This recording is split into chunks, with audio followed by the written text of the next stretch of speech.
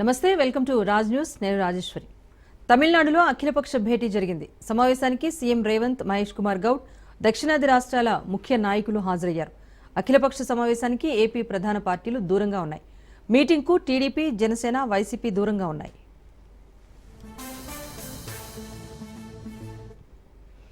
Delimitation చేస్తే తెలంగాణలో 17 నుంచి 20కి ఎంపీ సీట్లు పెరిగే అవకాశం ఉంటుంది.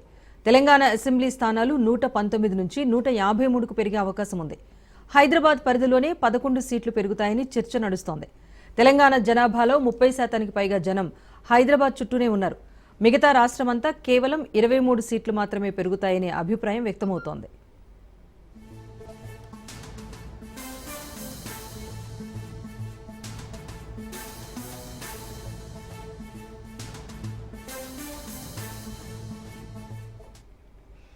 అటు ఏపీలో 25 నుంచి 28కి ఎంపీ సీట్లు పెరిగే అవకాశం ఉంది. కేరళలో జనాభా 20 నుంచి 19%కి తగ్గే ప్రమాదం ఉంది. తమిళనాడులో 39 నుంచి 41కి చేరే ఛాన్స్ ఉంది. అటు కర్ణాటకలో 28 నుంచి 36కు పెరగనున్నాయి. మొత్తం దక్షిణాదిలో పెరిగే సీట్లు కేవలం 15 మాత్రమే.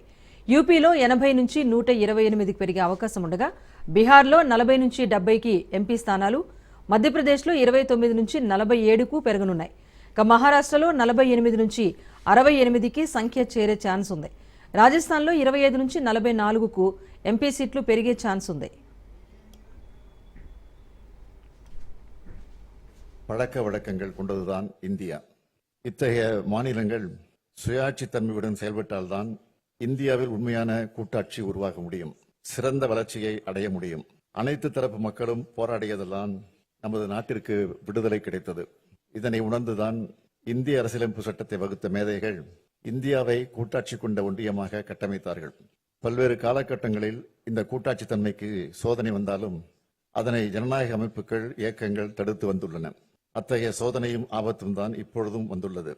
இதனை உணர்ந்துதான் நம் அனைவரும் கூடியிருக்கிறோம். என்னை பொறுத்தவரையில் இந்திய கூட்டாட்சியை காக்கும் வரலாற்றின் மிக மிக முக்கிய நாளாக இந்த நாள் அமையப் போகிறது. தொகுதி மறுசீரமைப்பு பற்றி நான் உங்களுக்கு அதிகமாக விளக்க வேண்டிய அவசியம் இல்லை. வரவிருக்கின்ற அல்லது எதிர்காலத்தில் நடைபெறுகின்ற சென்சஸ் அடிப்படையில் மேற்கொள்ளவிருக்கும் We have a big challenge facing the country. BJP is implementing a policy of demographic penalty. Since 1971, when India decided to adopt family planning as a national priority, South India has done very well, but big states in North India have failed. We become spectacular South. We achieved fastest economic growth, bigger GDP, higher per capita income, job creation, best infrastructure development, better governance, and best social welfare. We contribute more to national exchequer and get lesser allocations. For ₹1 tax paid by Tamil Nadu, it get back 26 paisa. Likewise, Karnataka 16 paisa, Telangana 42 paisa, Kerala is 49 paisa. But when Bihar pays ₹1 tax, it gets ₹6 paisa. Uttar Pradesh gets ₹2 3 paisa. Madhya Pradesh gets ₹1 paisa. We are one country. We respect it. But we cannot accept this proposed delimitation because of it will politically limit us. It will punish us for being performing states. We have to stop BJP for implementing any unfair delimitation. Sub-identity as Telangana, as Telugu. We also, while we want India to prosper, we also want our voices to be heard, and we also want to ensure that three most important things mentioned in the Constitution, equality, liberty and fraternity, as envisaged by Dr. Baba Saheb Ambedkar, are respected in letter and spirit. So we certainly are opposed to the tyranny of majority, to India being converted into a mobocracy and not democracy. We believe that states that have done exceptionally well should be incentivized, not penalized. We believe that those states that have done exceptionally well in terms of political, economic and other progressive indicators, administrative, education, etc., should not be penalized, and that this would be a travesty of justice. Reducing our voice, reducing our numbers, representation, parliament, at least the proposal, to go forward with delimitation on the population basis certainly seems extremely unfair. So what we are seeking is a fair delimitation for meaningful. Telangana రాష్ట్రాన్ని దోచుకోవడానికి కొంతమంది సిద్ధంగా ఉన్నారని మాజీ ముఖ్యమంత్రి BRS అధినేత కేసీఆర్ కీలక వ్యాఖ్యలు చేశారు. మాజీ ఎమ్మెల్యే కోరుకంటి చందర్ గోదావరి ఖని నుంచి పాదయాత్రగా కేసీఆర్ ఫామ్ హౌస్ కు చేరుకున్నారు. ఫామ్ హౌస్ లో పాదయాత్ర చేపట్టిన బృందంతో బీఆర్ఎస్ పార్టీ అధినేత సమావేశమయ్యారు.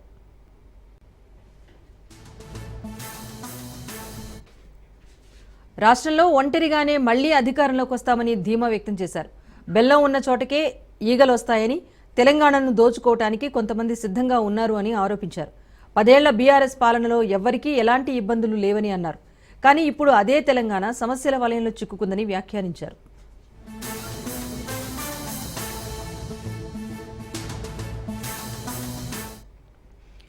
ఇదిలా ఉండగా తెలంగాణ కోసం ఎప్పటికైనా పోరాడేది బీఆర్ఎస్ మాత్రమే అన్నారు. అందరూ ఒక్కో కేసీఆర్లా తయారు కావాలి అంటూ పిలుపునిచ్చారు. కాంగ్రెస్ నోటికొచ్చిన హామీలిచ్చి అధికారంలోకి వచ్చిందని విమర్శించారు. కాంగ్రెస్ ప్రభుత్వ వైఫల్యాలను ప్రజాక్షేత్రంలో ఎండగట్టాలని పిలుపునిచ్చారు. రాబోయే రోజుల్లో అధికారం బీఆర్ఎస్దే అన్నారు. తెలంగాణ కోసం ఎప్పటికైనా పోరాడేది బీఆర్ఎస్ పార్టీ మాత్రమే అన్నారు.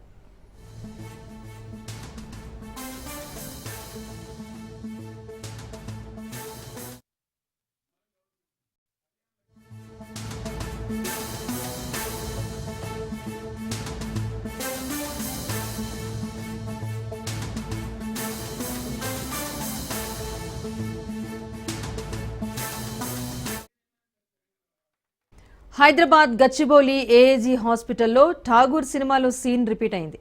2 లక్షల రూపాయలు కడితే డెడ్ బాడీ ఇస్తామంటూ యాజమాన్యం అనటంతో మృతుడి బంధువులు ఆగ్రహం వ్యక్తం చేశారు. గచ్చిబౌలి ఏఏజీ ఆసుపత్రిలో వైద్యం వికటించి ఓ వ్యక్తి మృతి చెందాడు. కరీంనగర్ వాసి జాండీస్ ట్రీట్మెంట్ కోసం ఆసుపత్రికి వచ్చాడు. హార్ట్ ప్రాబ్లం కూడా ఉందని ట్రీట్మెంట్ చేశారు వైద్యులు. ప్లాస్మా చేయాలని చెప్పిన డాక్టర్లు అప్పటికే 5,60,000 రూపాయల ఫీజు వసూలు చేశారు. ఇక ప్లాస్మా చేస్తామని ప్రాణాలు తీసి తమకు డెడ్ బాడీ అప్పగించారు అంటూ బంధువులు మండిపడుతున్నారు.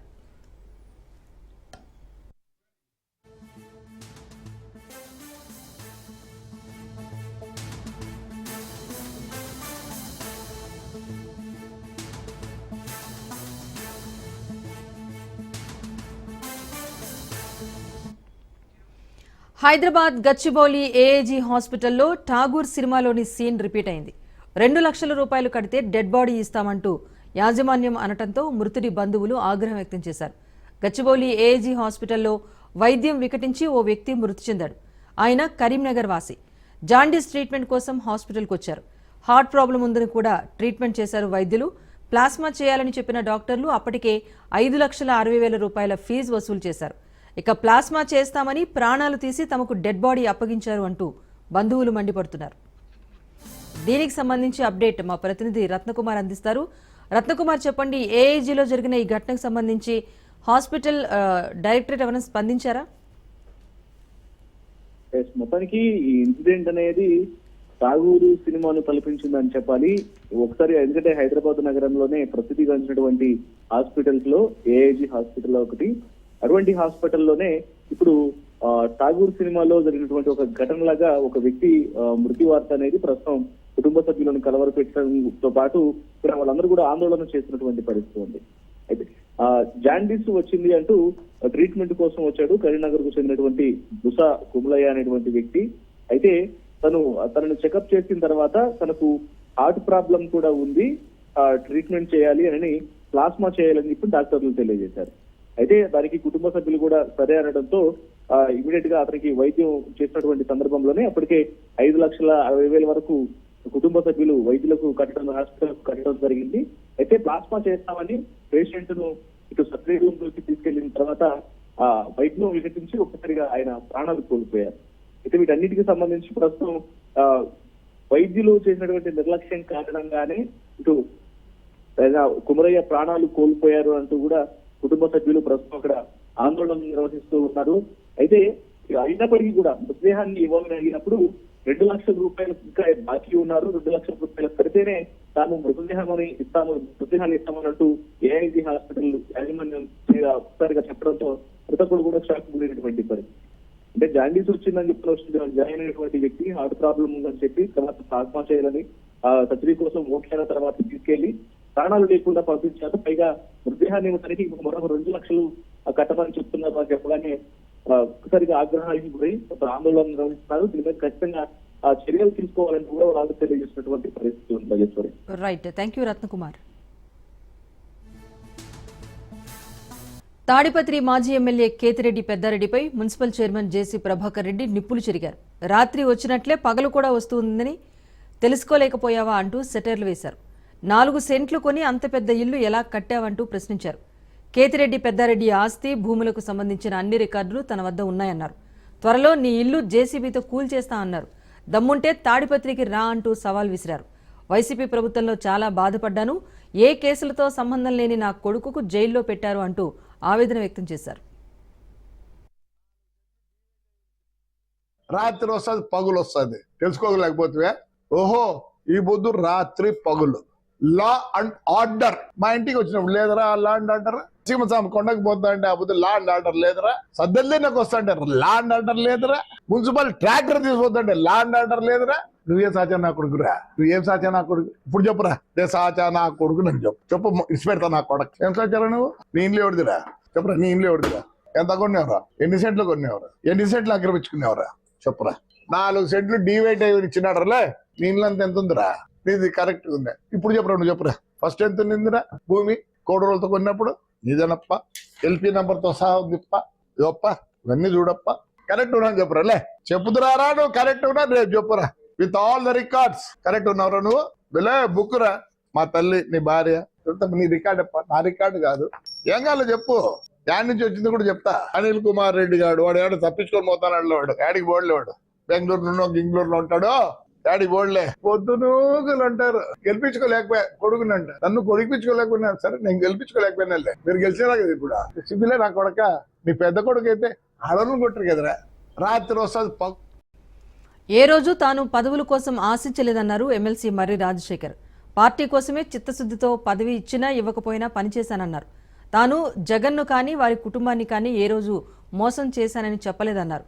2024లో కళామందిర్ సెంటర్లో భారీ బహిరంగ సభలో వైఎస్ జగన్ రజనీని గెలిపిస్తే మర్రి రాజశేఖర్ అనే వ్యక్తికి మంత్రి పదవి ఇస్తానని మాట ఇచ్చి జగనే తప్పారని చురుకులు వేశారు. ఎన్నికలకు ముందు జగన్కు గుర్తింపు ఉండేది. మాట ఇస్తే మడమ తిప్పడని, మాట మీద నిలబడతారని. కానీ దాన్ని పోగొట్టుకున్నారు అని అన్నారు మర్రి. చిలుకూరుపేటలో వైఎస్ఆర్ కాంగ్రెస్ పార్టీ సమన్వయకర్త చేత పత్రికా విలేకరుల పార్టీ వాళ్ళు పెట్టించి కొన్ని మాటలు మాట్లాడటం జరిగింది. అనుకున్నంత గౌరవం ఊహించిన పదవులు దక్కలేదని చెప్పి నేను మాట్లాడుతా ఉన్నాను. నేను ఏ పదవులు ఊహించి నాకు ఈ పదవి కావాలి అని చెప్పి ఆ పదవి దక్కలేదని చెప్పి నేను ఎప్పుడు కూడా అసంతృప్తికి గురి కాల. అసలు ఆ పార్టీలో చేరిన దగ్గర నుంచి కూడా ఎప్పుడు ఏ పదవి కోసం ఊహించాల్సినటువంటి అవసరం నాకు ఎప్పుడు రాలా. నేను 2001లో చిలుకూరుపేట నియోజకవర్గం ఇన్ఛార్జిగా కాంగ్రెస్ పార్టీకి పనిచేయడం మొదలుపెట్టిన దగ్గర నుంచి కూడా ప్రజల మధ్యలోనే ఉన్నాను, ప్రజలతోటే ఉన్నాను. కూటమి ప్రభుత్వం నిర్మించిన కల్చరల్ ప్రోగ్రాం రాష్ట్ర ప్రజలను ఆకట్టుకుంటోంది. మంత్రులు ఎమ్మెల్యేలు వేసిన స్కిట్ ఔరా అనిపిస్తోంది. ఇక గత ప్రభుత్వంలో అనేక వ్యవస్థల్లో చేసిన లోపాలను కళ్లకు కట్టినట్టుగా చూపించామన్నారు MLA Arvind Babu. CM Chandrababu, deputy CM Pawan Kalyan విదేశీ పర్యటన చేసి రాష్ట్ర అభివృద్ధి కోసం ఎన్ఆర్ఐ సహకారం కోరారని అంటున్న ఎమ్మెల్యే చదలవాడ అరవింద్ బాబుతో మా గుంటూరు ప్రతినిధి రమేష్ ఫేస్ టు ఫేస్. కూటమి ప్రభుత్వం అసెంబ్లీ సెక్షన్స్ తర్వాత కూడా కల్చరల్ యాక్టివిటీస్ చేసినటువంటి నేపథ్యంలో అటు మంత్రులు, శాసనసభ్యులు కూడా అటు రాష్ట్ర ప్రజలను కూడా ఆకట్టుకున్నటువంటి పరిస్థితి కనపడుతుంది. ఈ నేపథ్యంలోనే చంద్రబాబునే అటు డిప్యూటీ సీఎంగా ఉన్నటువంటి పవన్ కళ్యాణ్ కూడా కొంత ఆనందం వ్యక్తం చేస్తూ కూడా మనం చూసినటువంటి పరిస్థితి. ఈ నేపథ్యంలోనే ఒక స్కిట్లో కూడా మరి నర్సరావుపేట ఎమ్మెల్యే చదలవాడ అరవింద్ బాబు గారు చేశారు. రాష్ట్ర ప్రజలు కూడా అటు మీడియాలో కూడా అటు సోషల్ మీడియాలో వైరల్ అవుతున్నటువంటి పరిస్థితి. దీనిపై స్పందించేందుకు కూడా నర్సరావుపేట ఎమ్మెల్యే చదలవాడ అరవింద్ బాబు గారు ఉన్నారు. ఆయన మాట్లాడతారు. సార్ నిన్న ఎన్నడూ లేని విధంగా కల్చరల్ యాక్టివిటీస్ అంటే ప్రజలకి ఎమ్మెల్యే అయినా మంత్రి అయినా ఒక సామాన్య వ్యక్తిలాగా స్కిట్ వేయటం కానీ అదేవిధంగా కల్చరల్ యాక్టివిటీలో పాల్గొనడం ఎలా అనిపిస్తుంది మీకు? అంటే ఒక రాజకీయ నాయకుడిగా మరి ప్రజలకు ఏది అవసరం, మరి ఎలక్షన్ ముందు ఎలక్షన్ తర్వాత రాజకీయ నాయకులు ఎమ్మెల్యేలు ఇచ్చిన హామీలను అడిగే హక్కు మరి ఓటర్కి ఉంది. కాబట్టి నాయకులు ప్రజలందరూ కూడా మరి ఏదైతే ఎలక్షన్ అయిన తర్వాత మన ప్రభుత్వం వచ్చింది, వారికి ఏం కావాలి, ఏదైతే హామీలు ఇచ్చారో వాటిని నెరవేర్చుకోవడానికి మరి అనుకూలంగా ఈ నాటికలు అడగడానికి అవకాశాలు వచ్చినాయి. అదేవిధంగా ఎమ్మెల్యేలు కూడా దానికి తగ్గట్టుగా చక్కగా స్పందించారు. ఎమ్మెల్యే జీవి ఆంజలి గారు, అదేవిధంగా మేమందరం కూడా ఎమ్మెల్యేలు అయినా కానీ ఓటర్లాగా మరి ఆ నాటికలో మేము పాల్గొనడం జరిగింది. ఎమ్మెల్యేలందరూ కూడా అసెంబ్లీ 24 అసెంబ్లీ మొత్తం కూడా ఈ సాంస్కృతిక కార్యక్రమాలు, క్రీడలు, అదేవిధంగా ఫైన్ ఆర్ట్స్ వీటన్నిటిలో కూడా యాక్టివ్గా పాల్గొన్నారు. చంద్రబాబు నాయుడు గారు ఇచ్చిన హామీ ప్రకారం అందరూ కూడా యాక్టివ్గా పాల్గొనాలి, అందరూ ఆరోగ్యపరంగా ఉండాలి, ఉత్సాహంగా ఉండాలి. ఈ విధంగా ఉంటేనే ప్రజల్లోకి వెళ్ళి మనం పనిచేయగలం. స్కిట్ కూడా జనాన్ని కూడా బాగా ఆకట్టుకుంది మీ స్కిట్ వ్యవహారంగానే. సో ముందే ట్రైనింగ్ ఇచ్చారా, లేకపోతే గతంలో కూడా ఇలాంటి స్కిట్లు ఏమైనా చేశారా మీరు? అంటే మేము చిన్నప్పటి నుంచి కూడా సాత్లూరులో దాదాపు 20 ఏళ్ళు యువజన నాట్య మండలి నడిపాము. నాటకాలు, నాటిక పోటీలు చేసేవాళ్ళం. వీటికి దాదాపు మురళీమోహన్ గారి దగ్గర నుంచి కోడి రామ్మూర్తి గారు, కోడి రామకృష్ణ గారు వీళ్ళందరూ కూడా అక్కడికి వచ్చేవాళ్ళు అనమాట. నాటక రంగంలో కూడా మా అందరూ కూడా అనుభవం ఉంది. అదేవిధంగా మా తాతగారు వాళ్ళు మరి సి పుల్లయ్య గారు వీళ్ళందరూ కూడా సినిమాలు తీసేవాళ్ళు. అదేవిధంగా ఈ స్క్రిప్ట్ ప్రజల కోసం చేసింది, సరదాగా నవ్వించుకొని మరి నిజంగా చంద్రబాబు నాయుడు గారు ఇచ్చిన మరి అందరూ కూడా యాక్టివ్గా పాల్గొనాలి, మరి పవన్ కళ్యాణ్ గారు కూడా అందరూ కూడా యాక్టివ్గా పాల్గొనాలి ఆలోచనతో వాళ్ళిద్దరు కూడా పాల్గొనడం జరిగింది. స్కిట్ పైన వైసీపీ కొంచెం విమర్శలు చేస్తుంది. ఏదైతే మరి మీరు వేసినటువంటి నాటకాలపైన మీ ఒక్కరే కాకుండా మామూలుగా రాష్ట్ర ప్రభుత్వం నిర్వహించినటువంటి కల్చరల్ పైన వైసీపీ విమర్శలు చేస్తుంది. ఎలా చూడాలి?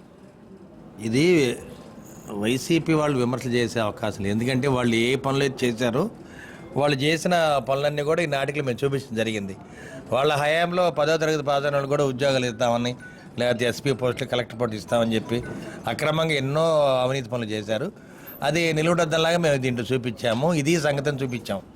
ఎందుకంటే ఈ ప్రజలకి తెలుసుకోవాలి. ఇది పరిస్థితి. మొత్తంగా చూసుకుంటే ఏదైతే మరి కల్చరల్ యాక్టివిటీస్ రాష్ట్ర ప్రజలందరినీ కూడా ఆకట్టుకున్నటువంటి నేపథ్యంలో గత ప్రభుత్వం వైసీపీ ప్రభుత్వంలో చేసినటువంటి అనేక వ్యవస్థలు కుంటుపడినటువంటి నేపథ్యంలో అటు 10th క్లాస్ వారికి ఉద్యోగ అవకాశాలు కానీ, అదేవిధంగా పోలీస్ వ్యవస్థలో చేసినటువంటి మార్పుల వ్యవస్థ కూడా ఒక కళ్ళకు కట్టినట్టు కూడా చూపించామని కూడా ఆయన అరవింద్ బాబు గారు చెప్తున్నటువంటి పరిస్థితి. అయితే రానున్నటువంటి రోజుల్లో నిరుద్యోగ వ్యవస్థ కూటమి ప్రభుత్వం ఇచ్చినటువంటి హామీకి సంబంధించి కూడా సంవత్సరానికి 5 లక్షల ఉద్యోగాలు కూడా ఖచ్చితంగా కల్పించే విధంగా కూడా ప్రతి ఎమ్మెల్యే విదేశ పర్యటన చేసి కూడా మరి రానున్నటువంటి రోజుల్లో కూటమి ప్రభుత్వానికి సంబంధించి కూడా ఇచ్చినటువంటి హామీలు కూడా నెరవేరుస్తామని కూడా నరసరావుపేట టీడీపీ ఎమ్మెల్యే అరవింద్ బాబు చెప్తున్నటువంటి పరిస్థితి. వీడియో జర్నలిస్ట్ సుభాష్తో రమేష్, రాజ్ న్యూస్. నిరుపేదల వైద్యానికి అండగా నిలబడే సీఎం సహాయ నిధి చెక్కుల పంపిణీలో నెల్లూరు జిల్లా కావలి నియోజకవర్గం ప్రథమ స్థానంలో నిలిచింది. MLA Daggumati Venkatakrishna Reddy TDP party కార్యాలయంలో సీఎంఆర్ఎఫ్ చెక్కులను పంపిణీ చేశారు. 92 మంది లబ్ధిదారులకు 80,79,427 రూపాయల చెక్కులను అందించారు. ముఖ్యమంత్రి సహాయ నిధి చెక్కుల పంపిణీలో రాజకీయాలకు అతీతంగా పనిచేస్తున్నామని ఎమ్మెల్యే కృష్ణారెడ్డి తెలిపారు.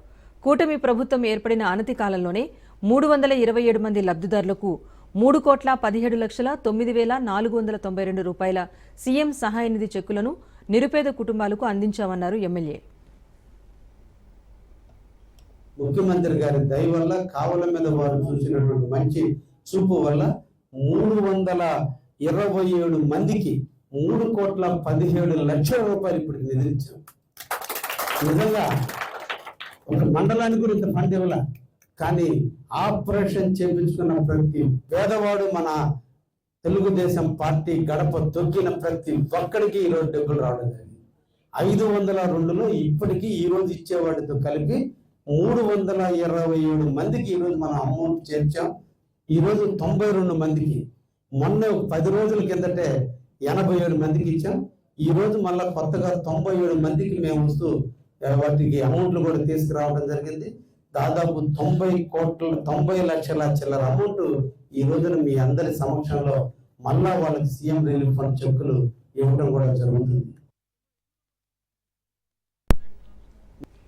మచిలీపట్నం సబ్ జైల్లో రిమాండ్ ఖైదీలుగా ఉన్న 16 మంది వైసీపీ సానుభూతిపరులను పేర్ని నాని పరామర్శించారు. కృష్ణా జిల్లాలోని పెనుగంచిప్రోలు శ్రీ లక్ష్మీ తిరుపతమ్మ చిన్న తిరునాళ్లలో 2 వర్గాల మధ్య ఘర్షణ జరిగింది. ఈ కేసులో అరెస్ట్ అయిన వారిని పేర్ని నాని పరామర్శించారు. ఈ సందర్భంగా పోలీసుల తీరుపైన పేర్ని నాని ఆగ్రహం వ్యక్తం చేశారు. రాష్ట్రంలో పోలీస్ వ్యవస్థ కూటమి ప్రభుత్వానికి తొత్తుగా పనిచేస్తోంది అంటూ విమర్శించారు. టీడీపీకి చుట్టంలా పనిచేస్తున్న పోలీసులు రేపటి రోజున చట్టానికి సమాధానం చెప్పక తప్పదన్నారు. మంగళంపల్లి బాలమురళీకృష్ణ గారితో తమన్ పాటలో విన్నంత ఆనందంగా వాళ్ళు ఆ తిట్టే తిట్లని అవన్నీ కూడా శ్రావ్యంగా ఆలకిస్తున్నారు పోలీస్ అధికారులందరూ కూడా. ఎన్టీఆర్ జిల్లా పోలీస్ అధికారులు, ఎన్టీఆర్ జిల్లా జగ్గైపేట నియోజకవర్గం పెనుగురంచిపోరులో అక్కడ ఉన్నటువంటి అమ్మవారి సంబరాలు జరుగుతుంటే, అమ్మవారి ఉత్సవాలు జరుగుతుంటే తిరణాలలో ప్రభ ఊరేగింపులు జరుగుతున్నాయి. ప్రభల ఊరేగింపుల్లో ఒక ప్రభకు సంబంధించినటువంటి ఊరేగింపులో వైఎస్ఆర్ కాంగ్రెస్ పార్టీ వాళ్ళు దాంట్లో పాల్గొనడం జరుగుతుంది. అట్లాగే వేరే ప్రభలో తెలుగుదేశం పార్టీ వాళ్ళు వాళ్ళ ప్రభ తీసుకుని వస్తున్నారు. వస్తున్న క్రమంలో పోలీసులు అందరూ ఉండగా పోలీసులు పెద్ద ఎత్తున ఉండగా తెలుగుదేశం పార్టీకి సంబంధించినటువంటి ప్రభ దగ్గర ఉన్నటువంటి తెలుగుదేశం పార్టీ పసుపు పచ్చ కండువాలు వేసుకుంది. స్థానికంగా పోలీసులందరూ కూడా వాళ్ళందరికీ సుపరిచితులైనటువంటి తెలుగుదేశం పార్టీ నాయకులు రెచ్చగొడుతుంటే మీరు రాళ్ళు ఇసండ్రా అంటే తెలంగాణ మాజీ గవర్నర్ నరసింహన్ నివాసానికి వెళ్లారు కేటీఆర్. చెన్నైలో నిర్వహించిన లోక్సభ నియోజకవర్గాల పునర్విభజన సదస్సులో పాల్గొనేందుకు ఆయన చెన్నైకి వచ్చారు. ఈ సదస్సు అనంతరం కేటీఆర్ చెన్నైలోని నరసింహన్ నివాసానికి వెళ్లారు. నరసింహన్ దంపతులను కేటీఆర్ శాలువా కప్పి సన్మానించారు. అనంతరం వారి యోగక్షేమాలను అడిగి తెలుసుకున్నారు.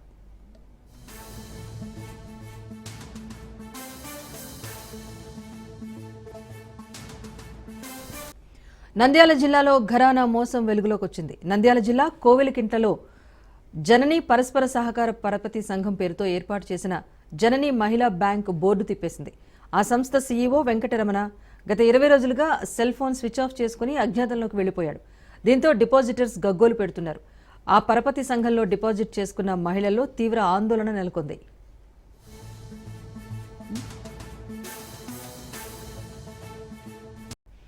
అక్రమ ఇసుక రవాణాపై డైల్ 100కు సమాచారం ఇచ్చిన వ్యక్తిపై దాడి చేసిన ఘటన వికారాబాద్ జిల్లాలో చోటు చేసుకుంది.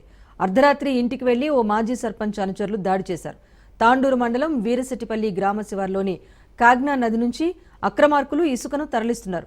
దీంతో విషయం తెలుసుకున్న అదే గ్రామానికి చెందిన ఫిరంగి జర్నప్ప రాత్రి 2 గంటల సమయంలో డైల్ 100కు సమాచారం ఇచ్చారు. దీంతో ఎస్ఐ తన సిబ్బందితో అక్కడికి చేరుకుని ఇసుక తరలిస్తున్న ట్రాక్టర్లను పట్టుకుని స్టేషన్కు తరలించారు. పోలీసులకు ఫిర్యాదు చేశాడు అనే కోపంతో జర్నప్పను ఇసుక మాఫియా డాన్గా పిలువబడే ఓ మాజీ సర్పంచ్ అనుచరులు రాత్రి దాడి చేశారు. ప్రస్తుతం అతడు ఆసుపత్రిలో చికిత్స పొందుతున్నాడు. ఫోన్ చేస్తే వాళ్ళు జవాన్లు వచ్చారు. జవాన్లతో పాటు నేను ఉసుకలకు పోయినా. ఉసుకలకు పోతే కానిస్టేబుల్ అని వెళ్ళి మళ్ళీ లొల్లీలు అవుతాయి అన్నందుకు నేను ఆడికెళ్ళి వెళ్ళిపోయినా. ఆ తర్వాత ట్రాక్టర్ పట్టుకున్నందుకు భీమప్పతో పాటు డ్రైవర్లు లేబర్లు వచ్చి మా ఇంటికి పోయారు. నేను బయట దాక్కుని పోయింది కదా అని ఊళ్ళోకి పోతే నన్ను బస్టాండ్ కాడ పట్టుకొని కొట్టుకుంటా వాళ్ళ ట్రాక్టర్ దగ్గర తీసుకెళ్ళిండు. లేకపోతే ట్రాక్టర్ ఇడిపిస్తావా చచ్చిపోతా అని కూడా బెదిరించిండు. నాకు ప్రాణాన్ని ఉన్నది. నేను ప్రజానాయకుని వీరశెట్టిపల్లి లోపల ప్రజానాయకుని పైన దాడి చేసిండ్రు. మరంటే మా గ్రామం సంబంధించిన విద్యార్థులు కూడా అగ్నూరు చదువుతున్నారు. నీ పిల్లల మొత్తం టీసీలు ఇచ్చి పంపిస్తా, నా ఉసుక ట్రాక్టర్ నడవనియకపోతే అని అట్లా కూడా బెదిరించిండు. నాకు కూడా 2 పిల్లలు ఉన్నారు సార్. నాకు భీమంతో ప్రాణాన్ని ఉన్నది. ఎప్పుడు ఏం చేసేది తెలియదు.